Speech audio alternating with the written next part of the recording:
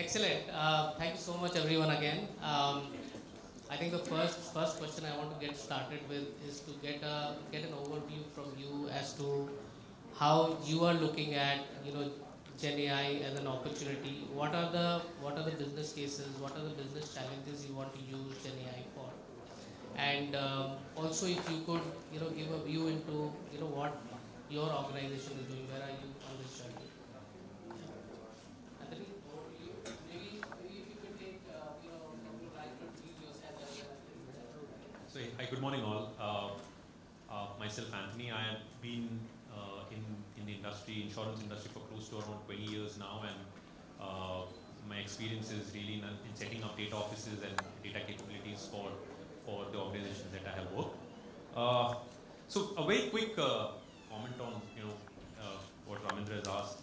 I think our organization, I think whatever my comments are specific to my organization, we are largely in a stage where there is some of the use cases which we have been able to put into production, and a lot of them that we are experimenting with. So I looked at the presentation which Vivek was giving in the morning. So we would pretty much lie between phase of experimentation and some initial implementations. I think Gen AI, I personally feel, is helping us solve a couple of big problems that have existed within the insurance industry. Primarily, I think whenever we speak about customer experience in insurance, it's never been an industry which has been right up there in terms of providing the best experience. And I think the second biggest issue in the industry, which has always been about how well does our customers understand the product that they are using, right? I'm quite confident, in this house. I think all of you would be holding a health insurance, and I'm very confident that most of us wouldn't be aware of all the exclusions that taken. I think the ugly surprise typically happens when we go in. The moment of truth kicks in. That's when we go to claim. Right? We come to know for certain reasons. There are exclusions on the product, and you're not able to use a product. So I think what we are doing initially is, we picked up customer experience use cases. Obviously, these are use cases which don't directly interface with the customer, because I think most part of the industry is trying to be very careful about what use cases we go ahead with. So most of the low-hanging fruits, like how do I help my our agents to kind of service our customer faster, influencing metrics like one and done, right? So if a customer calls, can I give him the answer on the call itself? So there are use cases around that where we are picking up, it's a summarization use case essentially, where we kind of pick up all the discussions that the customer has had in the past, which helps the agent to kind of answer those questions. And also from a data perspective, we have built a customer 360, which pretty much brings all the information about the customers together. And Gen AI typically works on that data to get more clinical extracts.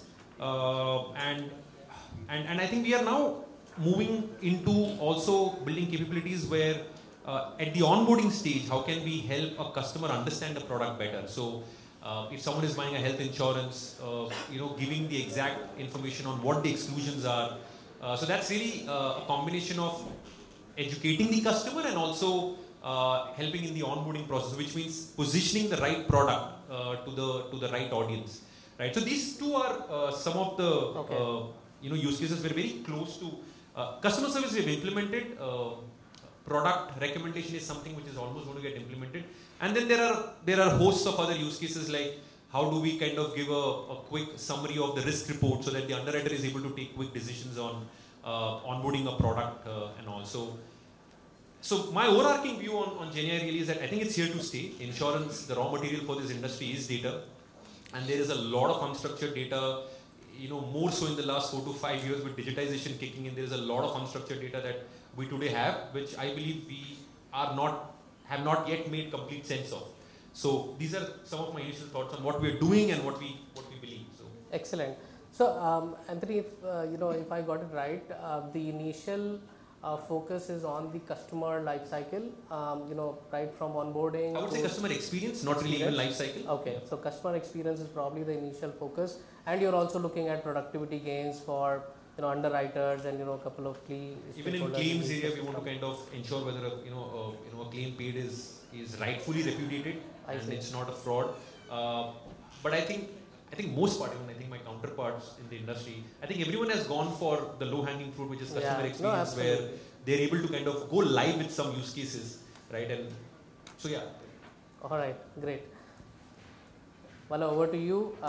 Probably it will be great to hear your views on what is HDFC Life doing on this front, and what do you think about GenAI as a overall technology? Sure. So, beyond the hype, GenAI is real in the sense that,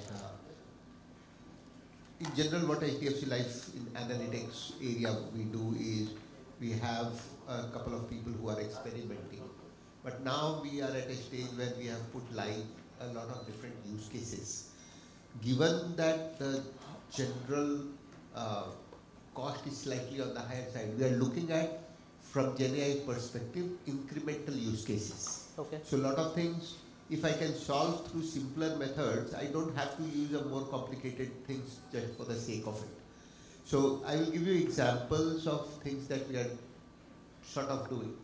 So take a claims investigation, where we get documents from a bunch of different sort of sources which are unstructured, couple it with internal data, and then helping the investigator say, this is the summary of bunch of things. Now, while I can do some of it through traditional NLP, but I get far better and more sort of legible kind of an output for the investigator, who is not necessarily the most educated guy around. Right. So that's an example where a lot of use cases that we have put live are for our internal servicing staff or internal sales staff, whereby we are essentially using it where a lot of unstructured text is there. Now, take an example. If I want to audit how a particular person is taking a lot of calls, not only I have the disposition data, but I also have voice to text data. Yeah. When I look at that for, say, 50 of someone's call, I get an idea, and when you compare it for, say, 100 call center staff, who are better and who are not so good, who are disposing it in the right way, and also to an extent whether the call disposition text that they are writing, is it consistent with what they spoke, and more importantly, some of the audit requirements around they actually identifying themselves as HDFC Life employees, etc. A lot of these things I am able to do now in a far more speedier manner. Earlier, some of these requirements we were doing, like take a 1% sample, have somebody listen to the call, etc., etc. Now I can implement these at a much bigger scale and a lot more accurate. So, right. So where we see the incremental value, these are the places where we are doing it. Similarly, on the all the sort of search part, we have created a, it's a fancy word, but everyone uses it, platform of our own, whereby, say, HR can come and say, here are 50 documents, I want it to be searchable. They can almost like a embed code, put it on their intranet. Okay. Somebody else can say, here are 20 documents.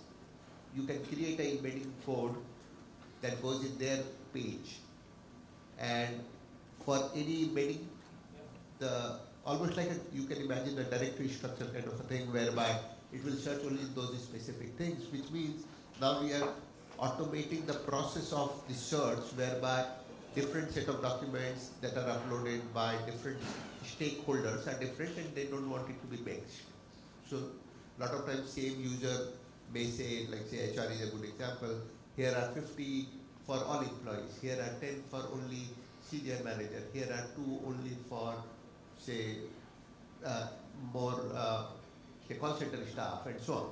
So you could create different buckets of data, and the embedded code will search only in the place that you have done.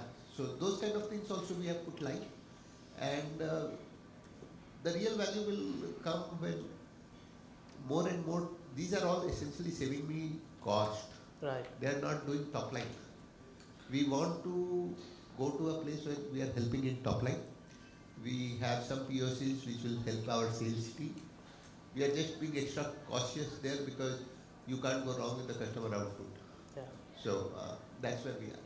Excellent. So, Bala, I think the investigator use case is a very interesting use case. And what I understood is very clearly you're looking at the AI use cases and scaling them up, doing the incremental benefits, leveraging them right now with GenAI, but you're also focused on the growth side of things and, experimenting with the sales side of use cases which may go live in the next phase. Yeah, the interesting thing is when you talk to the frontline sales team, their general thing is, you are going to tell me how to talk to this customer? I know my customer well. I don't need you to tell me. Yeah.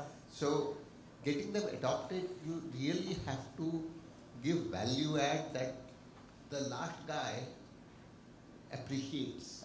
And it is far more tough than it sounds. Absolutely. Because they are like, I know my customer, what are you telling me? I know how to talk to him or her. Yeah. So, that's one problem that we are looking to crack. All right. Great. Subhadip, it will be great to hear from you as well. Yeah, hi. Hello everyone.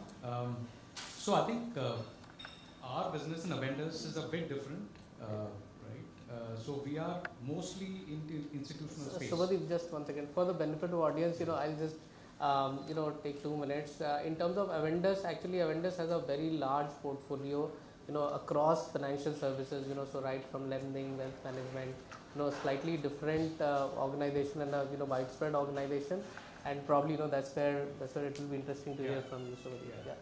So yeah, it's pretty much 5 businesses, but mostly into institutional space, right? Investment banking, institutional broking, wealth management, but for high net worth, we have our own funds, right? NBFC, right? So for us, the journey started a bit differently, right? So 2 to 3 years back, when we laid our blueprint, GenAI was not, really the shiny tool out there, and we pretty much formed our priority areas. But I think I'm very glad that when actually the GenAI success story started coming out, we saw that there is distinct matches. So we really didn't really have to pivot our way out. And mostly our preferences or the priorities have been on 4 axes, on which pretty much all of them we see GenAI either already proving its potential or having promises. The first one is research, right? So we are everything is around data in our 5 businesses. It is around research, it is around knowledge, right? So the 4 pillars are research, second is knowledge management. Research is how you are acquiring the knowledge in first place. Knowledge management is how are you harnessing that knowledge for days to come and for others around you. Then obviously customer relations, and the 4th one is productivity, which I think Bala was also talking about. And I think when we looked at, when this hype cycle started, and we looked around and said, where are the transformational things that are happening? And it is really around the unstructured piece of the data, right? Because initially, a couple of years back, we started the data journey when in partnership with you all. And mostly the focus has been building warehouses and lake houses, but mostly around the structured data. Because that's where we could see the ROIs or benefit of mining those. But now that there is distinct benefit in getting intelligence and getting things done out of the unstructured data, now there is even double emphasis on capturing them, cleaning and harnessing them. So out of the use cases, let's divide them into public source of data and private source of data. Okay. Now the public data are the use cases which I'm diesel into production, right? Because I don't really need to safeguard them much, right? So we are talking about mostly the index notification, the account state, the annual statements, the exchange notification. So knowledge coming out everything of which is on a public domain, yeah. Right? But which we would have painstakingly put into our own research. Okay. Right? So those things, many of those we have already put into production. Got the other ones which are into production are very similar to I think what Bala was also adhering to, which is mostly internal use cases. Right? HR, we are using them on our recruitment, other employee queries, etc. But I think that's where we are now getting into the steeper curve, which is about your proprietary data. and about how do you really combine the private data with the public data. And that's where the next set of experimentation that we have already embarked on are going to really be prominent, and mostly around the RAGs, the fine-tuning of models, right? Which is the right strategy. So we are experimenting quite a few of that. And there obviously, I mean, it has its own challenges, but we see distinct benefits of GenAI into knowledge management, right? And it goes much beyond just prompt engineering, because we would like the models to choose the best content from either the internal or the external. And that's where I think the GenAI holds promise, right? We always had contextual conversation in the narrow AI. Because I'm seeing this from 2016, when we first built our tool in HSBC to now. And it's just that how many nesting contexts can you have? So I can keep on having conversation, but I'll have much more deeper context. And that's why the knowledge management use cases we are very promising. So I think that's really where we are, somewhere in midway. But for us, we see a lot of I think potential. And I think for a smaller company like us, I see it's almost I think a positive, because it has been largely democratized. So we are not really restricted to build my own model from scratch. And I think that's the beauty of this evolution which has happened through GenAI. Right? The real innovation is happening not on the models, but on the applications which are getting built on the models. And it is up to me. It's almost like laying out a buffet.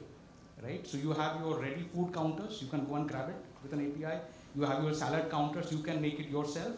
Or you have your live counters, where you have someone else do it. Interesting perspective.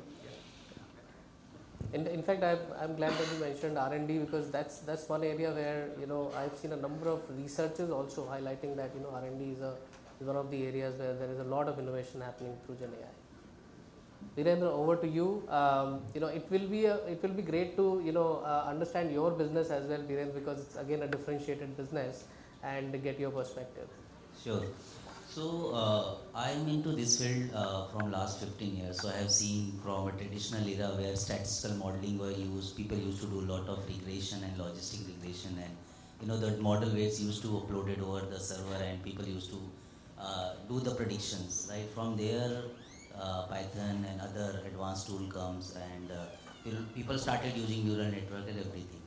So coming to LenDenClub, LenDenClub is a P2P lending platform where we have two different business arms. One is lending, where people can come and have their money lent to different kind of borrower, and once borrower returns the money, people can earn the good return. So that's the two side, lending and borrowing.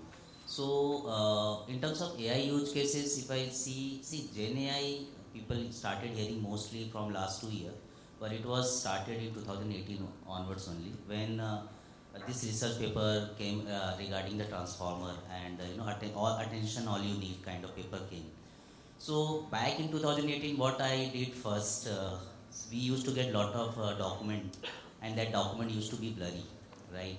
So I used GenAI then to recreate the document to more enhanced version, where some blurry part can be enhanced and can be seen better for OCR purpose. That was the first use case which I solved with GenAI. There onwards, GenAI has lot of things, right? It's not only text generation, it can be video generation, it can be image generations. So basis that we try to think what all can we do. See, in small organization, you don't have lot of data to start any kind of model. So first thing, I use this GenAI tools to create some simulated data to train my first version of model, so that I can use this model to put into a production for a small user base and get the real data. So this kind of thing I started, and obviously, as Anthony told, for customer experience, it can be used hugely. So we have created email bot which use LLMs to respond to the customer, or voice bot is also based on LLMs. So that use case we have cracked. Eventually, now what we do monthly reviews or quarterly reviews, right? All document we used to put in Google Drive or maybe our personal drive, right? But something or some or other thing which we need to follow and figure it out, like what we committed 6 months back, or what was our orders in 2 months back. So we can apply LLMs or GenAI tools over those folder and bring back the summary what you actually need. So these kind of use cases we solved. Now I'm trying to solve use cases more on underwriting side. So GenAI has two parts, right? Encoder and decoder. How to use that optimally and how we can, advance our underwriting model using this thing, that's something I'm trying to figure out right now. And that will be part of your platform? Are you going to implement it? That will be part of it. Excellent, excellent. Thank you so much. So one of the key things which comes up in most of our discussions. Am I audible? Yes. Yeah. One of the key things which comes into all the discussions, and we saw that in most of the presentations, is that everyone requires AI, but you need data to be sorted, and that becomes the pain area. That's where the bottlenecks are, and in fact, a lot of risks are. There are umpteen number of examples we have seen that, one of the examples is people using Copilot to know the salary of their bosses, right? And then which eventually led to, organization kind of banning Copilot for some time, right? So data issues, in various shapes and forms are have been the blockers. Anthony, this question is, specific to, the data function per se, that how are you looking at, shaping up, maybe data function which is conducive to rollout of GenAI products, and what are the things, we should be thinking about, what are the things we should keep in mind while shaping up the data function for future? This particular topic is, I think I would need maybe an hour to talk about, because it's just so much to be done in that area. But I think some highlights, some key points I would say is the governance of data. Okay? I think it was always important when we were in the reporting era, when we moved into the data science era, we moved into the machine learning era space. I think data governance was always important. I think GenAI is going to make data governance really more critical now, right? Because I personally feel that if an organization has not got their act together in terms of how well they govern the data, GenAI projects will suffer heavily, is my thought. So whether it is about ensuring that your underlying metadata is clearly defined, your lineages are in place, from a people perspective, you have the right people in the game to ensure that the model is performing well. I think GenAI will, with this point, I think GenAI is going to kind of accelerate what I call as proactive data governance is going to kick in. I think it was always a reactive. I think even today data governance is not a very interesting or as I say sexy topic to talk on, right? But now I think it's going to, it needs to go hand in hand with what we're trying to achieve, on the GenAI pursuit. So few points around, I think from a data architecture perspective, data architects will have to now kind of think proactively about, privacy-led, privacy-driven kind of a data architecture. So when they design, the capabilities, they have to think about, what data points are important that need to be kind of, protected. I mean, people would start looking at opportunities to kind of bring in synthetic data if, you can pretty much maintain the fidelity of the model, and at the same time you don't compromise, you don't really have to share the consumer data or the customer PII information, right? I think GenAI is going to also accelerate or make this entire act of, so in one statement if I have to say data is critical for GenAI, and I just feel GenAI is going to be very critical for what we do with data, right? So, I personally believe for a lot of our data engineers now, from a data quality perspective, right? How do I smartly understand or proactively understand, which data is going to undergo decay or get impacted, right? A lot of data cleansing, data profiling activities, GenAI is going to accelerate that.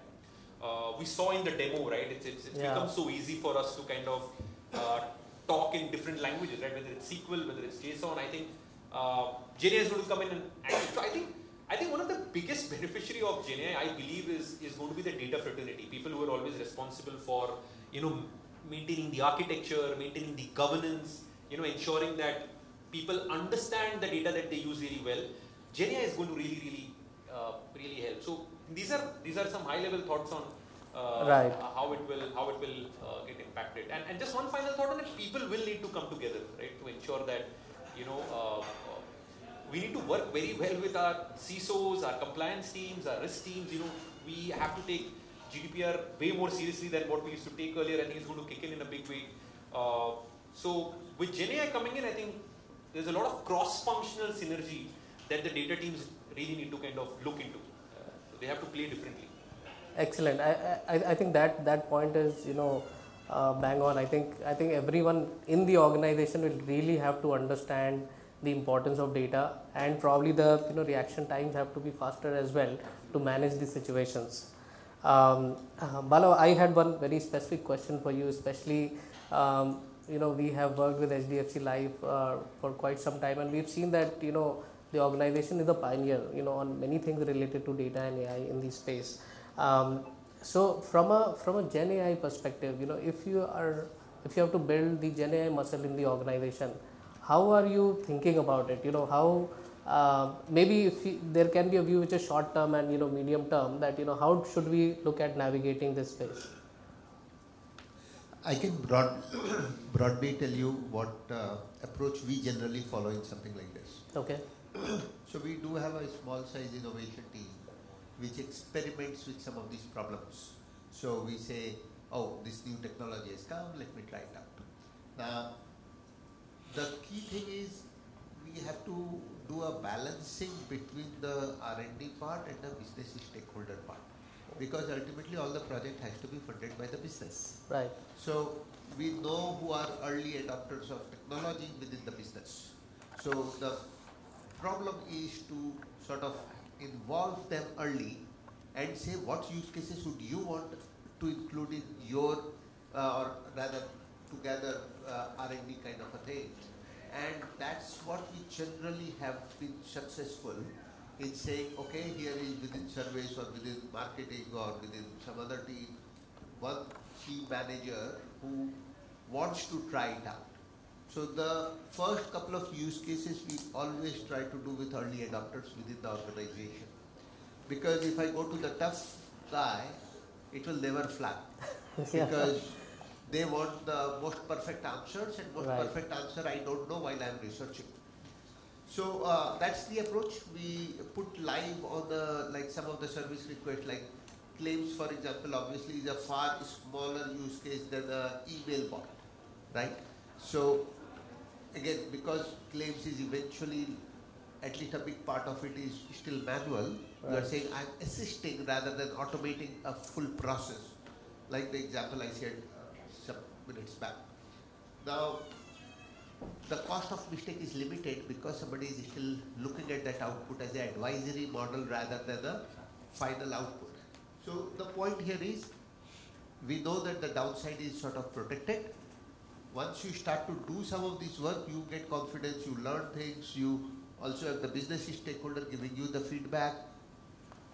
Now we are at a stage in GenAI part where we have good 8 to 10 people, not necessarily new hires, some of it will move from say, different other teams and so on, who are trying to implement many more use cases. So while a couple of guys, not necessarily same guys, are still researching on new areas, on the new use cases. The use case I said I want to crack effectively is on the growth side, sales side. But we are putting on rollout many of the other use cases, and that is from a business perspective. From a technology perspective, it is the same thing. There are a bunch of different LLMs. Each one of them have a different cost structure. Each one of them have different capabilities. For a lot of these things, the point that we realize is we don't need the most complicated LLMs for most of our use cases. So I don't have to use the most fancy thing in the world for my stuff. And that's the key idea. So we have multiple LLMs that we use, and we try to optimize between the features of LLM versus cost of LLMs. So we do have these kind of trade-offs that we try to make. Interestingly enough, while we have, except for our core system, most of our things on cloud, we also bought a physical NVIDIA box, and to keep the cost down, all the experiments are happening on that box. I see. So that's interesting. This is first time in last 3-4 years where we have bought a physical server in the HDFC Life. we convinced our business planning that it is still worth it, because when I do it on cloud, you will get to know the cost after I have already consumed it. Here, we seriously had some tough battle because business planning was saying when you were moving on the cloud, you were saying how it will help. Now you are saying I want an on-prem machine. So you decide what you want. So does that also mean that we are going to see more of on-prem going forward? We are on-prem is more for the research. Yeah. Because integration with any of the apps, etc., cloud is still far easier. Absolutely. But when I'm trying out 50 things, I'm not integrating, I'm not calling through external apps, etc., etc. So on-prem is pretty much, while it is connected to intranet, but it is pretty much for isolated applications that we are trying out. Right? When we know that this is the answer, we put it on the cloud itself. So that's how we are doing right now. And we believe these are the kind of things we need to keep trying. Not everything succeeds. Maybe even 25% success rate is also a great success rate. So a lot of business use case, business comes to us and say, what output you are telling me, this is common sense, mere ko to pehle se pata tha. So what, I don't need a bunch of scientists to come and tell me that 2 plus 2 is 4.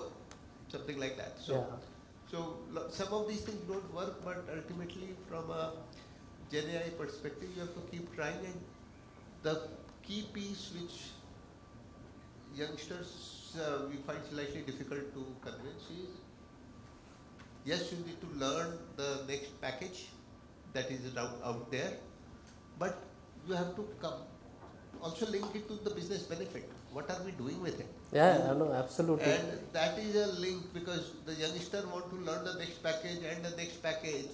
They are not always linking it to the business. They don't want to learn.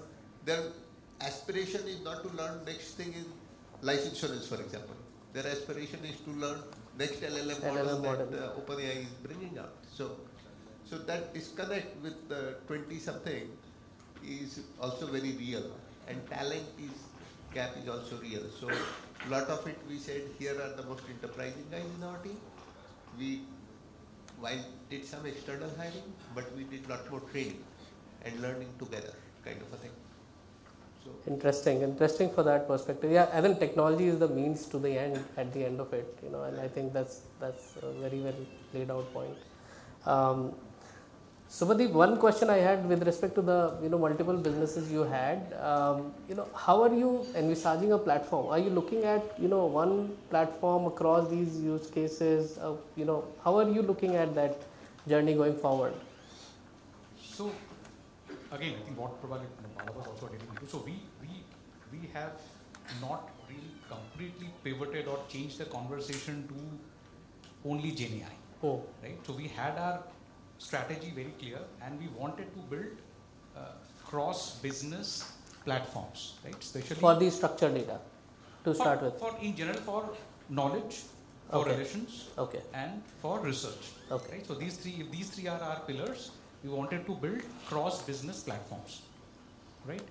Now, even before GenAI, we stumbled across challenges of how do you balance the urge to mix everything in a pot and give the best intelligence versus stay true to privacy, security, what the compliance wants, what are the rules of the game, so there are those walls, right? So there's only some data that can go pass through the walls, and I have to use those to make the best use of it, right? Now GenAI has made some possibilities real, especially on the, as I said, unstructured data, and we are very conscious, and it looks very promising. But I think it's important, and long back, my first mentor in the world of AI in 2016 told me that don't be a hammer looking for nails, right? So the conversations should never be, okay, I have got this model, right? Go into a business room and say, what all can I do for you with this? The conversations should still be focused on, as Bala said, beyond business cases, use cases. And if GenAI is not fit for it, so be it. In fact, we are also not in a rush. Right? So there are traditional models we are using, we will continue to use. In fact, there are still many areas where the smaller models are giving me much better play than a larger model, whether it's a large language model or a large graphical model. And we will stay course with that. There are other cases which are probably again traditional. So we'll stay and we'll mix the both. But I think the real game is, as Anthony was saying, on the data side. And that's where I think we are investing, and we will continue to invest on this cross-business knowledge platform. And the idea is, how do you really balance your true proprietary data, right? So one is obviously what you're getting from client and what you can share, right? There is obviously rules, there is privacy, rules, regulations, etc. The second is non-client data, but it's maybe my research, right? So I may be in investment banking. It's only that much I can give to you if you are wealth management. And that's where we are developing things like constant mechanism, etc. So not only a constant mechanism works for client data to organization data, but also within organization. So this is a new area that we have just started thinking and working on it. So I should be able to know that you have this data, right? But by default, I should not have access to that data. Yeah, so governance right. clear has to be there. So that is also very important to us, and we believe that, again, we are not in a rush. We believe that the entire environment around us is so much positively conspiring to make greater and bigger models, right, that if we do our basics right, which is again around data, around cataloging, around governance, around use cases, we will always find the right models and the right tools, right? So we are not in a rush, and I think even when I measure how many models we would get in around 23 to now, what we are experimenting in POCs, we probably found 10 more, right? So again, it's like driving in a Mumbai traffic. How quickly you go from point A to point B is not a measure of how fast you put on your accelerator. It's choosing the right path, the right route, and right lane. Right. So being watchful about the space entirely, and waiting for the right time. And but having our cross-organization data models. Right. And that we have already embarked on when we did our relationship management. So that was also a big tussle between, say, compliance and us, right? So for example, if I am well, I would like to see everything that you have got from a client on investment banking, because I can find that as a prospect. But I can only give you that much, because I am bound by regulatory hindrances, and bound by what as an organization we have promised to the client for privacy. And how can you still work around? By making some soft silos, not hard silos, but giving some data which is available to everyone. That is the game. Interesting. So governance plays a very, very critical role in that case. Virendra, one quick question to you, especially from a platform perspective, right? Because you are the one who's owning the platform and, deciding on embedding GenAI into your platform. How are you approaching it? What are your thought process around, what are the various trade-offs? What are the kind of, models? Help us understand a bit more on that front. Sure. So, as Bala rightly told, right, we don't need lot of LLMs. There are multiple LLMs which, Meta is, rolling out, OpenAI rolling out, Hugging Face are rolling out, right? The biggest thing is like, what is your use case? Basic use case is what is right? First, most important thing, what data is going outside of the organization, right? Whether you need to send that data outside of organization or not, that's most important thing and the biggest factor, because that comes into the compliance part. And after that, most important thing is what is the costing you are ready to bear, and what is the outcome you are expecting from this kind of framework or model. So the way I have tried to understand that, don't go big at very beginning, use small language model, like there are models like Mistral, 7 billion parameters. Basis parameters, you can define large language model or small language model. So start small, see if your use case can be solved with small language model or very simpler model. Once this is decided that this can work, right? Try to have in-house, because you don't want to send your data through API outside of your organization, and you don't know how ChatGPT and other people will use that data, because that's where we don't have much clarity. So eventually what I try to see, use small language model and deploy it to your private cloud, use serverless configuration, try to manage the costs, right? And whatever feature you are making live, go with very small base, like do canary kind of deployment, that you do it for 5% user base first time, and then slowly you gradually evolve to 10%, 15%, because LLM have this kind of problem that they hallucinate. You don't know if they some kind of response, what they give which is not appropriate for the customer. That's something also we have to take care. So all right guardrails to be laid out. So this is the experience we have to see. See, making any model live is not big thing. How this model is behaving in production is more important.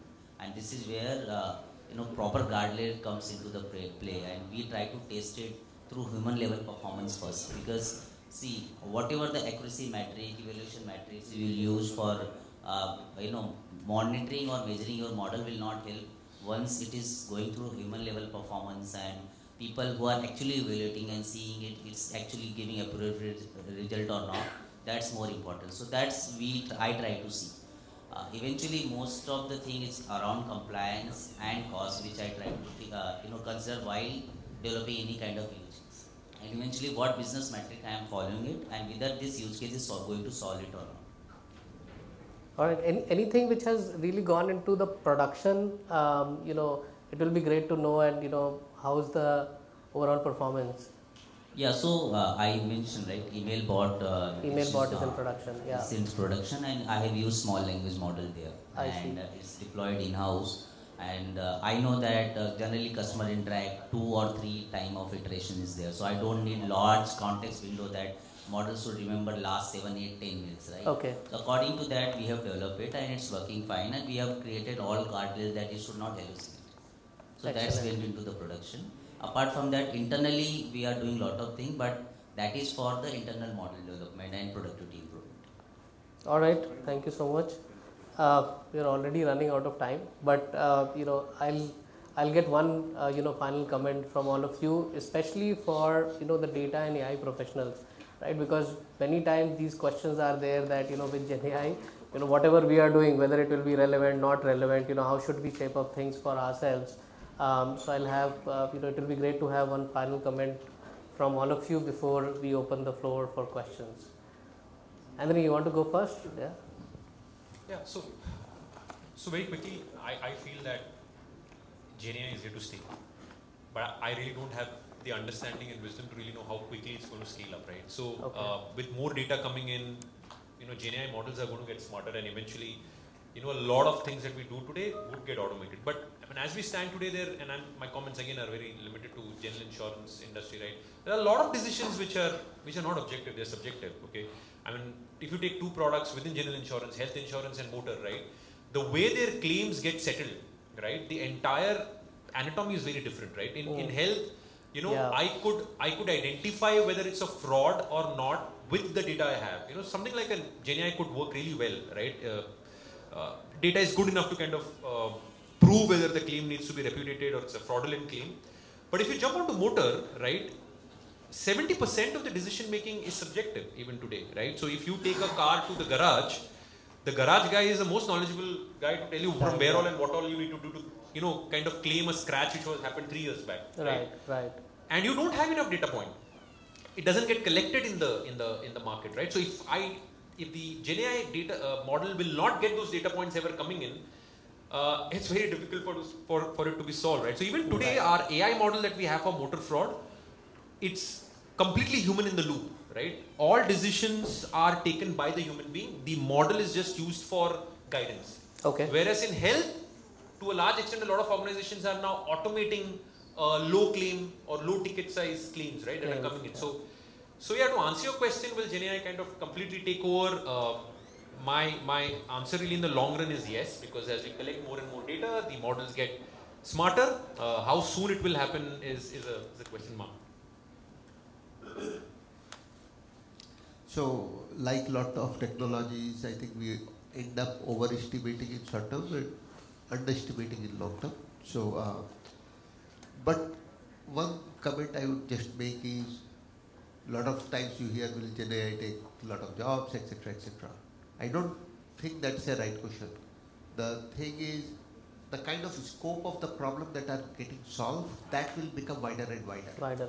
So today you have more people using computer accounting wise. One of the questions when computer came when we were kids was, will all these accountants still have a job? Most people do, and more people are doing accounting job using their computer. So it's exactly the same thing within this. People who keep themselves updated, etc., etc., understand the link between the technical aspect and the business problem. There is a whole lot of problems to be solved in any organization, in any piece of the business you look at. So the key is to bring that gap between the technology and what we want to achieve as business. And that's, I think, the way forward. Right. Yeah, so skilling yourself, having that balance, and probably, the business problems are also going to increase. That's how it looks like. Yeah. Yeah, and I think I completely agree on it. Really, if the question is the message or tips to budding professionals, it's really the convergence that's happening between business, tech, and data today, right? So it is no longer good, depending on where you are starting your career, right? So if you may be a technology guy, it is no longer sufficient just to stay a generalist and say, I will only focus on my code, my model, and I will not understand anything about business. That will not work. Similarly, if you are in the business, right, and if you say, and I only understand, how the statements, how this research, how this client, how this stock performs, but in a room when there is some discussion on technology, I go to sleep or I walk out, that is also not going to work. So there is complete convergence, and you can make your career in any of them, right? But you cannot completely rule out the other. That means if you're a business professional, stay decently tech data centric. If you're a technology guy, stay decently business focused. Don't be just a generalist. Pick your domains. It can be BFSI, it can be whatever. Hone your skills. So that is number one. The second one is the obsolescence rate is very fast, right? Back from when we graduated, and that is putting a whole lot of pressure, especially on youngsters, right? So you are studying something, suddenly you are going to another place to work. Pace of change. Correct. Yeah. So I think it's really hard to say, but the thing is that we should not panic, right?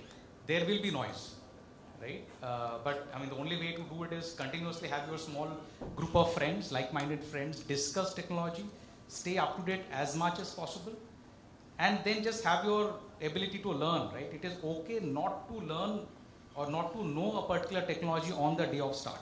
And we always get many people recruited, right? When we don't have that particular skill set that we are looking for. But we have enough indications that the strong learnability and desire is there.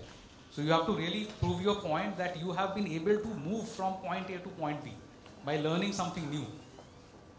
As long as you can make these two as your compass, I think future is great. So for me, don't try too many things because it's quite confusing. Always try to deliver right value to the organization. If you are putting any project or use case, just try to see what kind of value it is going to bring after you complete it. Because sometimes, because new algo is coming, new LLM model is coming, people try to put that into production because not having a right view how it is going to help. So having that mindset is very important, that whatever you do, it should end of the day deliver the value. Even if it is simple regression model or simple model which is not LLM, that's okay. But eventually it's going to deliver result. That's important. And whatever you are building, it should be scalable, adaptable. Because if you have built something working fine, but your scale grows, it's not able to grow. And with the time, it's not able to adopt the new learning. That's again going to be problem. So invest in that whatever you build, it should go in long run, and it should able to accommodate all the changes which is coming in technology or data both. Thank you so much. Thank you so much, everyone. We are open to questions. If there are any questions, please feel free. Yeah. Can someone please give the mic?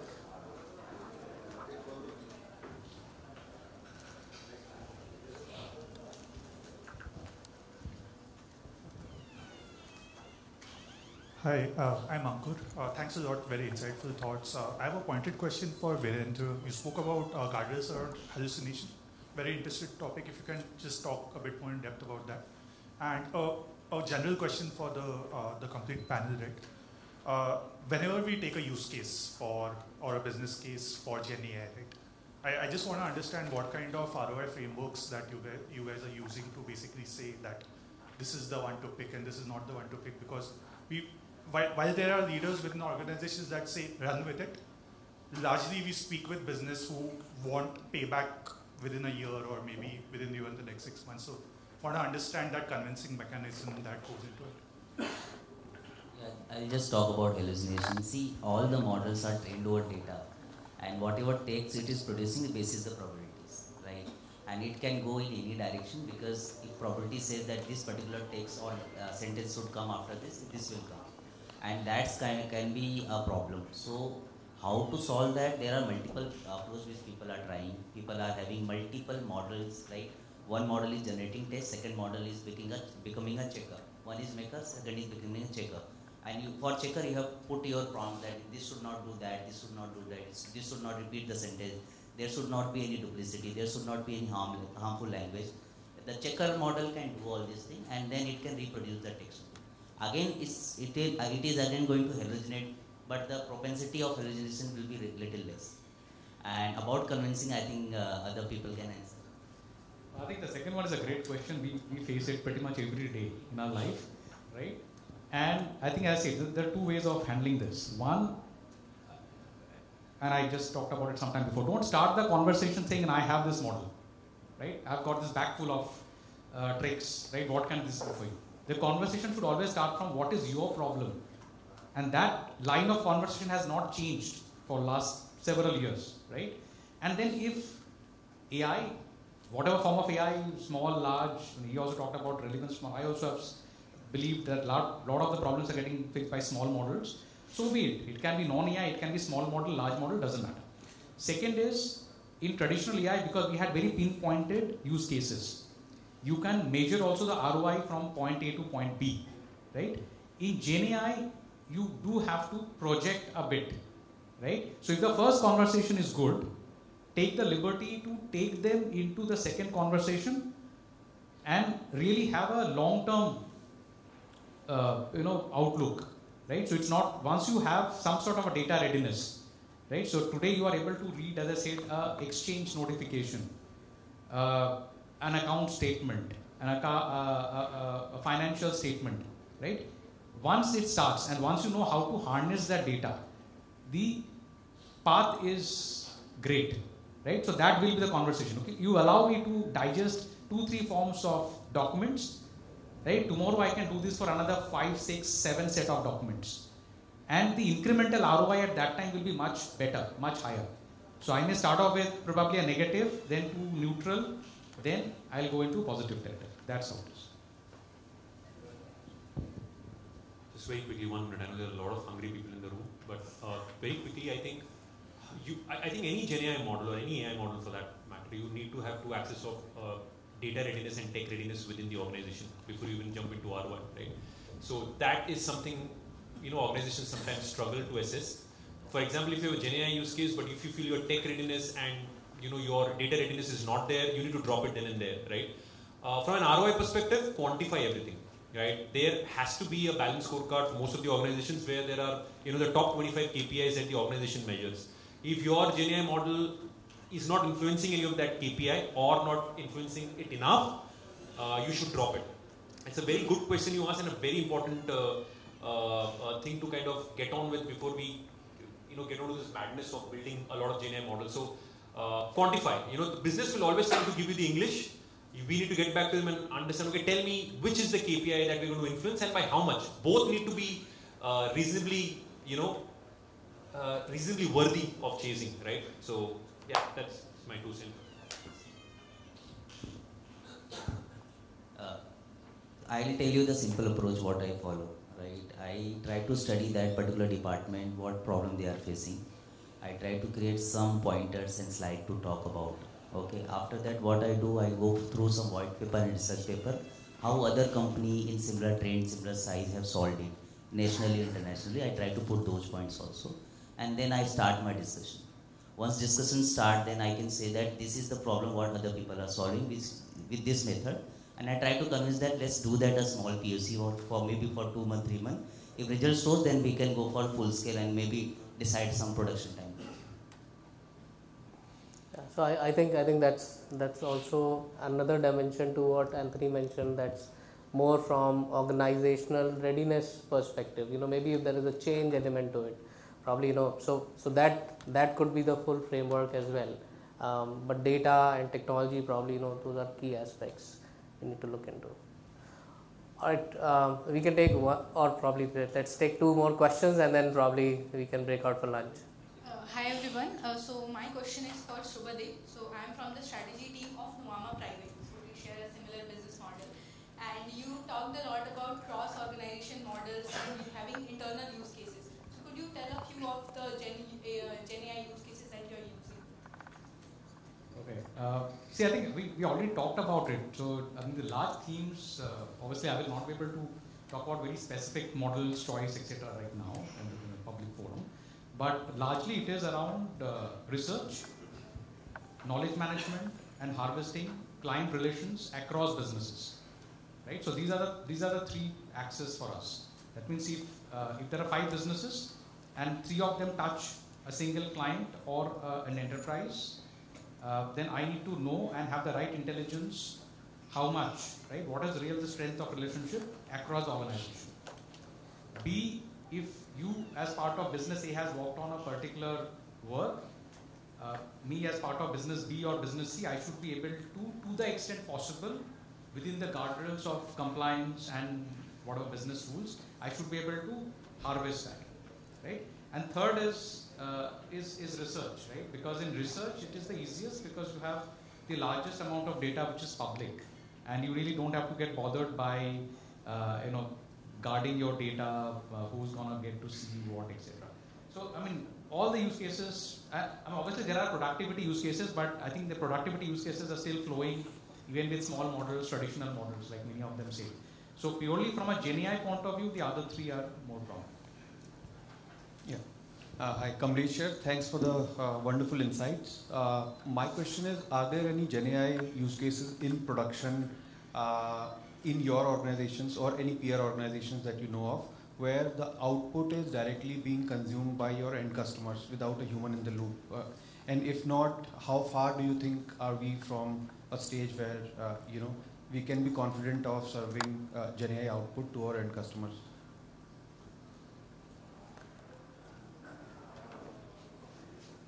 Okay, so I think one response earlier given was around the email bot, where the output is being consumed by the consumer. I think anything else you guys want to take? Not so much to the end customer where customer data is used, but on some of our simpler bots, if you want to understand what questions like what does par policy mean versus a non-par policy mean, which doesn't use your customer data. So something like that is live, but we haven't popularized it, partly because it has limited value. We wanted to more understand what kind of questions people ask.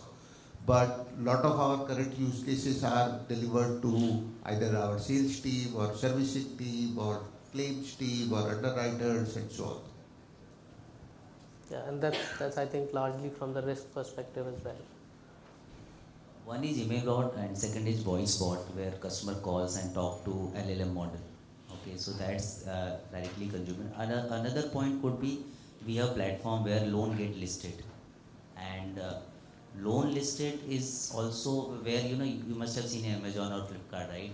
A most popular product, like most popular loan, your preferred loan, all those kind of ranking and other thing can be done through GenAI, so which is directly and indirectly being used. But that's not exactly GenAI, but a lot of AI being used in that.